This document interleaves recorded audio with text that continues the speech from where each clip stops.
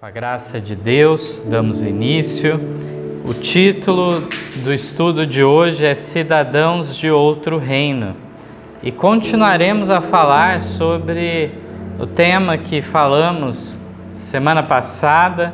Eu trouxe aqui para os irmãos falando que o estudo era baseado neste livro, Que Falem os Primeiros Cristãos, da editora Literatura Monte Sião do Brasil. O autor é o David Berkot. Aqueles que ainda não conferiram esse estudo, está disponível em nosso canal. E foi um estudo sobre aqueles primeiros séculos lá, século II, século III da era cristã, onde temos esses primeiros cristãos, eles dando todo o seu testemunho, selando inclusive com a própria morte. E vemos pelo exemplo dele, o exemplo deixado por esses cristãos, que dentre aquela série das 7 igrejas que temos em Apocalipse, eles estavam na segunda igreja, igreja de Esmirna, a qual não havia nenhuma reprovação para eles, mas apenas elogios em relação a este povo de Deus dessa época, que em meia perseguição mostraram então toda a sua fidelidade. E eu gostaria de abrir esse tema trazendo 3 marcas distintivas da igreja primitiva. O primeiro texto bíblico vamos ler em João, no capítulo 15, os versos 18 e 19.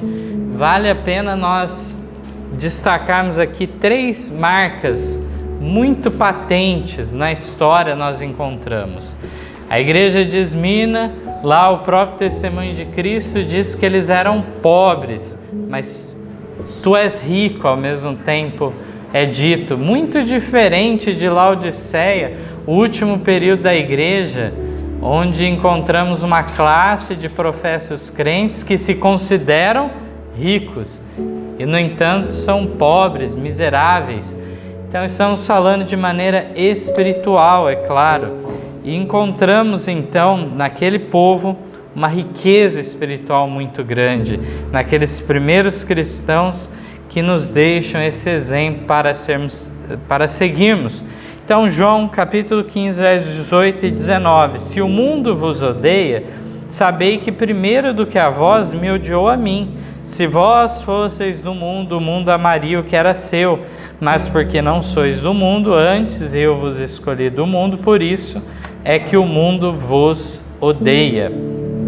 Então, nesse texto, encontramos a necessidade de separação do mundo que ocorre por parte dos cristãos. Eles não participam dos mesmos hábitos, das mesmas práticas que o mundo muitas vezes considera comum, normal, mas deve seguir por um outro caminho. E por isso, então, o mundo odeia aos crentes. Vamos agora em 1 João, no capítulo 2, os versos 3 a 6. 1 João, capítulo 2, 3 a 6, nos traz um outro aspecto relacionado a esse, muito importante. O que nos implica, então, nesse ódio do mundo pelos crentes? Justamente a obediência aos mandamentos de Deus, tal como está aqui. E nisso sabemos que o conhecemos, se guardamos os seus mandamentos. Aquele que diz, eu conheço, e não guarda os seus mandamentos, é mentiroso, e nele não está a verdade. Mas qualquer que guarda a sua palavra, o amor de Deus está nele, verdadeiramente aperfeiçoado. Nisso conhecemos que estamos nele. Aquele que diz que está nele, também deve andar como ele andou. Portanto, o verdadeiro conhecimento de Deus, não basta um conhecer teórico, mas com uma prática correspondente. Isso só pode ocorrer com obediência aos 10 mandamentos, à lei de Deus, à lei moral do nosso Senhor. A próxima marca está em João, no capítulo 13. João 13, versos 34 e 35. A primeira marca da igreja primitiva, a igreja apostólica e da geração seguinte aos apóstolos, nós vimos que é a separação do mundo que eles tinham. E essa separação ocorre por consequência da guarda da lei. E agora a segunda marca que se encontra aqui neste texto diz assim: um novo mandamento vos dou, que vos ameis uns aos outros, como eu vos amei a vós, que também vós uns aos outros vos ameis. Nisto todos conhecerão que sois meus discípulos, se vos amardes uns aos outros. Sabemos bem que os 10 mandamentos podem ser resumidos na primeira tábua, os 4 primeiros mandamentos, trazendo o amor a Deus que devemos prestar, o amor sobre todas as coisas, de todo o coração, de todo entendimento. Por outro lado, também temos na segunda tábua os outros 6 mandamentos restantes, que nos trazem justamente o amor ao nosso semelhante, ao nosso próximo, um amor como a si mesmo. Esse amor incondicional, aqueles cristãos demonstravam de maneira maravilhosa. João 14, versos 1 e o verso 21 nos falam sobre a terceira marca deles. Não se turbe o vosso coração, credes em Deus, crede também em mim. O verso 21, aquele que tem os meus mandamentos e os guarda, esse é o que me ama, e aquele que me ama será amado de meu Pai, e eu o amarei e me manifestarei a ele. E aqui nós encontramos nessa parte em relação justamente a não turbar o coração diante das dificuldades, das provações, mas ter confiança em Deus é algo então que eles demonstravam dia a dia, como nós vamos ver um pouco alguns relatos trazidos pela história para cada um de nós, para meditarmos então. Gostaria então agora de trazer alguns aspectos históricos que vemos aqui neste relato. Um relato de um autor desconhecido que escreveu no ano de 130 depois de Cristo, na obra Epístola a Diogneto, no capítulo 5, diz assim sobre os cristãos, que eles vivem em seus próprios países como se fossem meros visitantes. Passam seus dias na terra, mas na verdade são cidadãos do céu.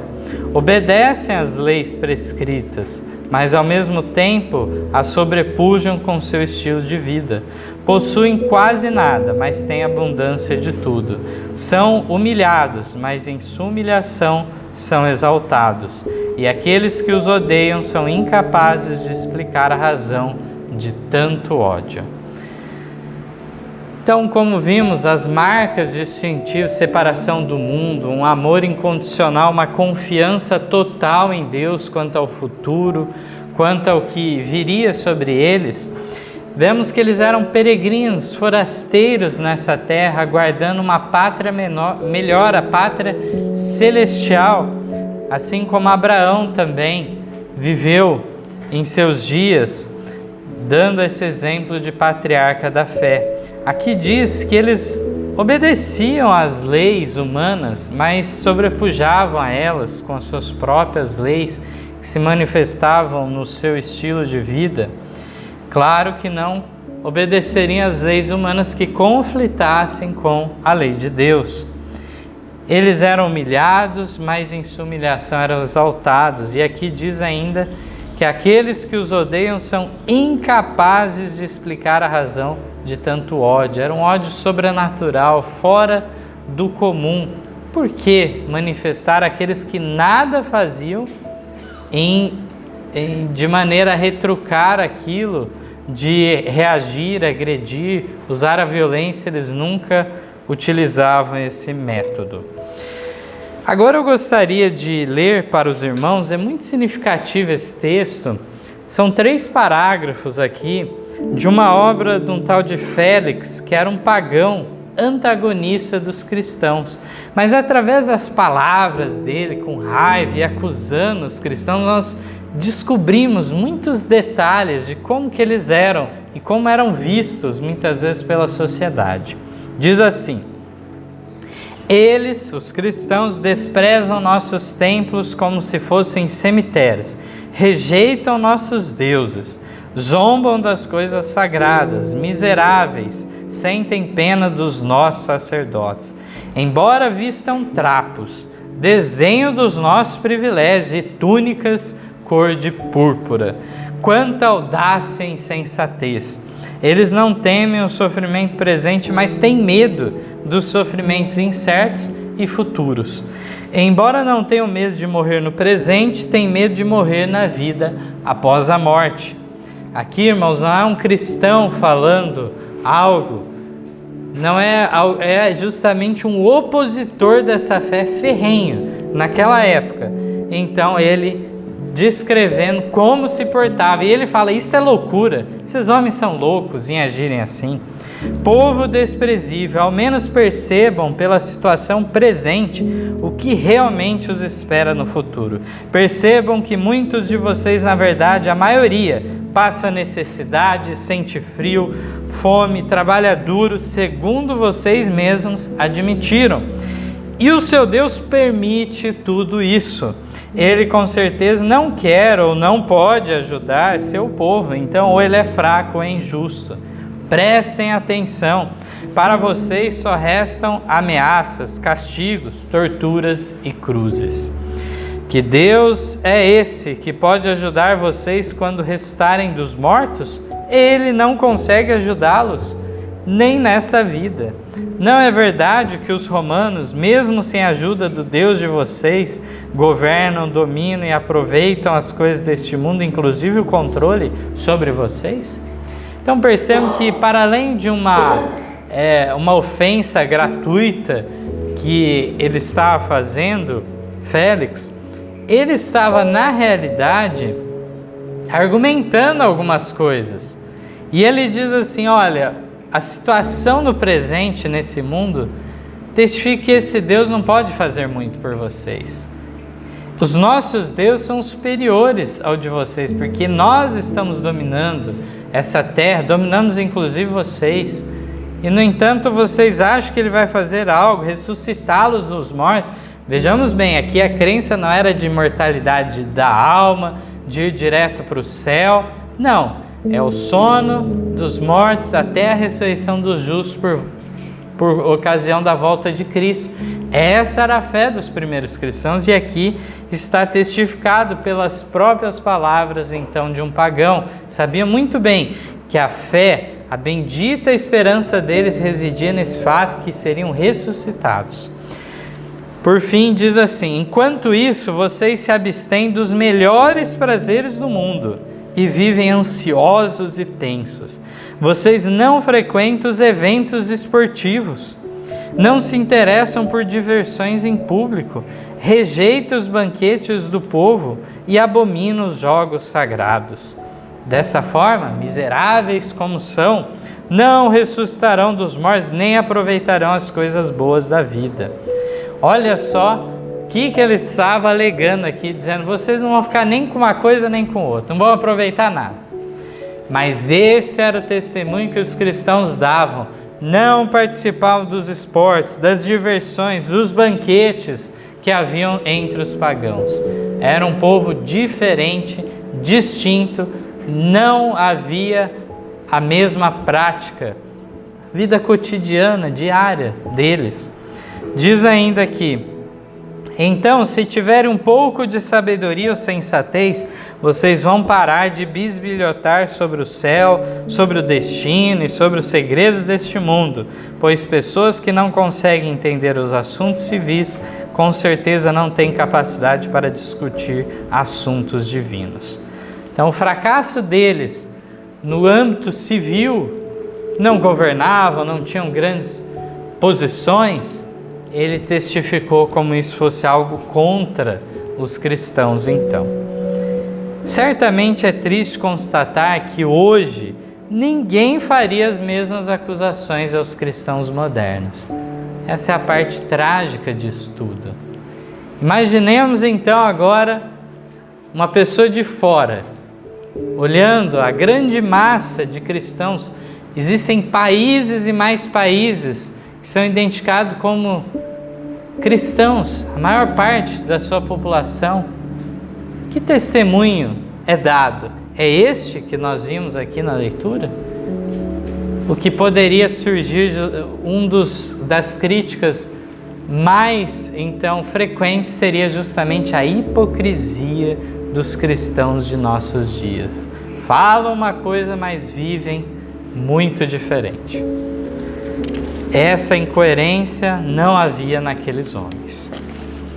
Gostaria de relatar então alguns trechos trazidos pelo autor do livro que serviu de base para essa pesquisa.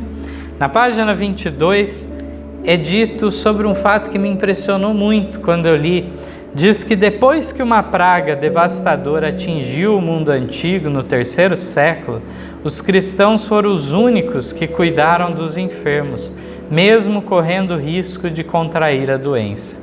Enquanto isso, os pagãos jogavam os infectados de suas próprias famílias nas ruas, ainda vivos, a fim de se protegerem da peste.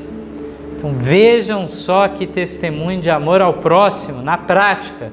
Ele sabia, não é uma questão do cristão primitivo achar, olha, eu não vou ficar doente, estou imune, Deus me protege de tudo. Não era essa.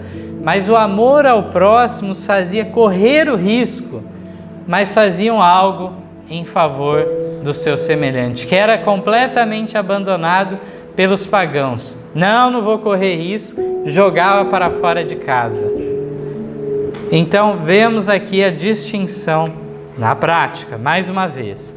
Na página 25 diz: desde a época do imperador Trajano, que era por volta do ano 110 depois de Cristo, até o Édito de Milão, no ano 313 depois de Cristo, então aqui nós estamos falando de 200 anos que se passaram, a prática do cristianismo era proibida dentro do território romano.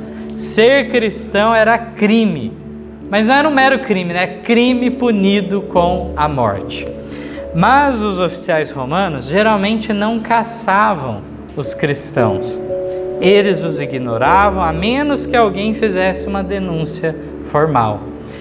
Por isso, a perseguição era intermitente, ou seja, ela era inconstante. Tinha momentos que crescia e momentos que amenizava, arrefecia.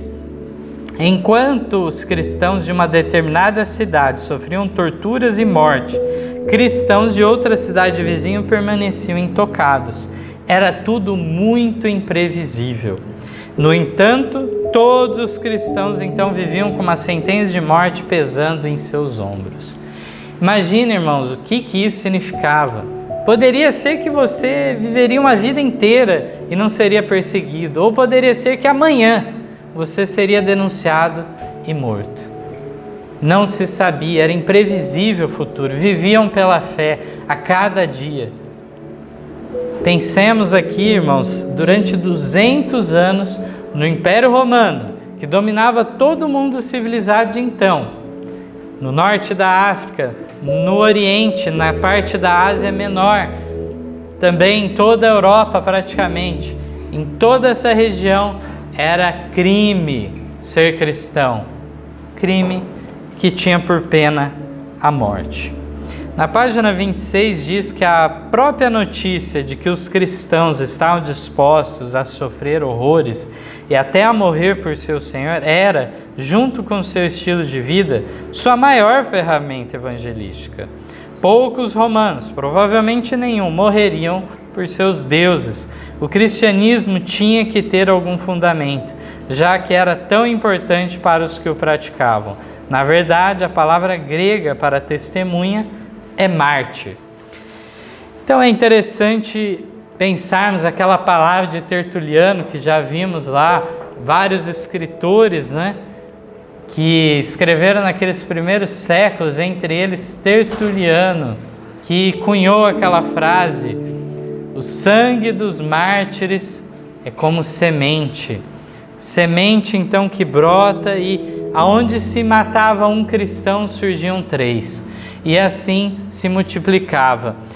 Aqui encontramos que era isso, testemunho que eles davam, falava mais alto do que qualquer coisa e convencia muitos. Nós vemos aqui que a palavra mesmo, mártir, que tanto nós usamos, vem então a palavra do grego que significa testificar, ser uma testemunha. E esses eram testemunhas que selavam seu testemunho de que maneira? Com o próprio sangue. Eram decapitados,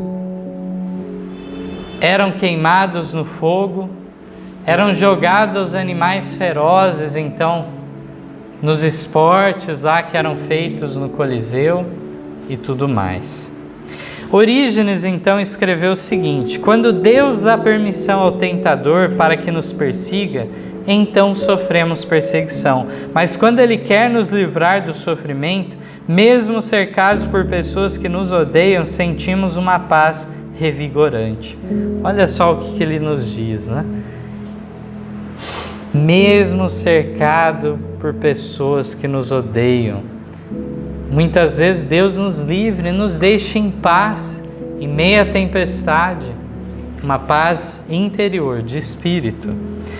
Confiamos na proteção daquele que disse: tende bom ânimo, pois eu venci o mundo. João 16:13.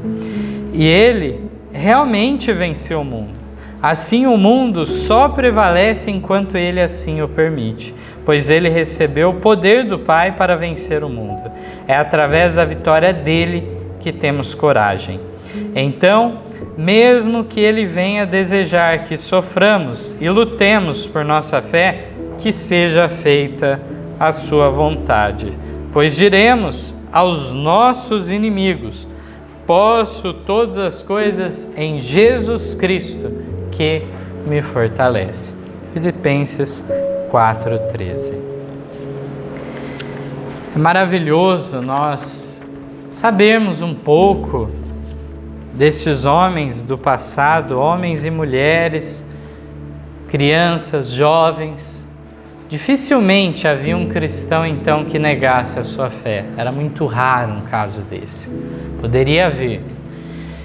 E nós vemos então nessa experiência trazida por eles, correspondente à igreja de Esmirna, como nós falamos, estudamos sábado passado sobre eles, uma igreja a qual o testemunho de Cristo achou por bem não relatar nenhuma reprovação. Mas, tal como estudamos semana passada, não quero aqui ser repetitivo, mas enfatizar esse ponto para cada um de nós meditarmos. No período seguinte, terceira igreja, a igreja de Pérgamo, há muitas reprovações. É justamente o período de paz, de tranquilidade, de liberdade. E nesse período, então, fracassaram. É visto, existem algumas estatísticas aproximadas sobre a quantidade que seria de cristãos nesse período. Então, nós vemos que o Império Romano dominava por muitos povos e vários eram considerados cidadãos romanos. E dentre estes, para termos uma noção então do sucesso do evangelismo deles, então meditemos aqui o seguinte fato. Até o ano 70 de nossa era, os apóstolos chegaram